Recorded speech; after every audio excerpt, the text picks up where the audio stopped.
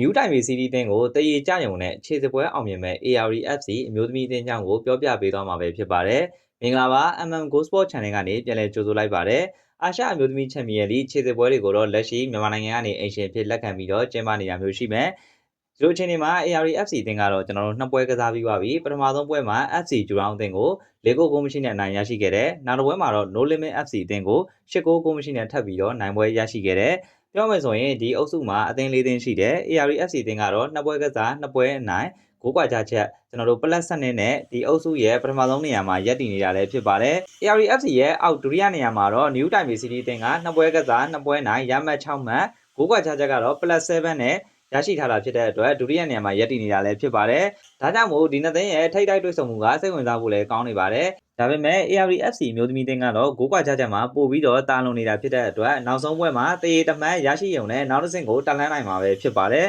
အားလုံးပဲမင်္ဂလာပါရှင်။ဒေါင်းတောင်ရောက်တဲ့အခါညောင်းညတက်တဲ့လူကြီးမိဘတွေအတွက်မူဒရာကျမ်းမာရေးစပါမှာဝန်ဆောင်မှုလေးပေးနေပါတယ်ရှင်။မူဒရာစပါရဲ့နေရာလေးကကြတော့ဒေါင်းတောင်မှာရှိရဲ့16လမ်းနဲ့လည်းနီးတယ်တရုတ်တန်းနဲ့လည်းနီးတာဖြစ်တဲ့အတွက်ဘားတွေကလပ်တွေကအပြန်ပေါ့နော်ညောင်းညကြိုက်ခဲနေရဆိုလို့ရှိရင်မူဒရာကျမ်းမာရေးစပါကိုလာလို့ရပါတယ်။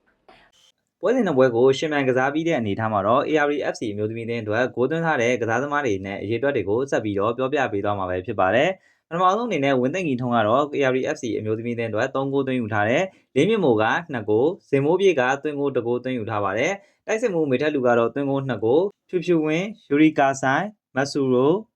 မိုချီဆူကီ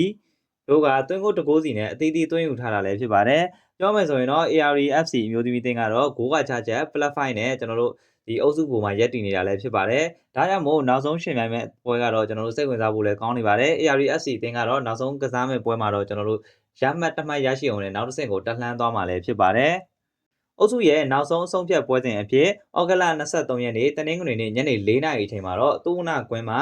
AREFC မျိုးသမီးတင်းနဲ့ New Time City FC မျိုးသမီးတင်းတို့ရဲ့အုပ်စုနောက်ဆုံးပွဲကိုရှင်ပြိုင်ကစားသွားဖို့ရှိနေတာလည်းဖြစ်ပါတယ်။ဒီပွဲစဉ်ကိုဓာတ်ရိုက်ကြည့်ရှုခြင်းတဲ့ပရိသတ်တွေအတွက်ကတော့ Channel 7ရုပ်သံလိုင်းကနေဓာတ်ရိုက်ကြည့်ရှုနိုင်မှာဖြစ်တယ်လို့ Young Play Sport YouTube Channel ကနေလည်းဓာတ်ရိုက်ကြည့်ရှုလို့ရမှာဖြစ်ပါတယ်။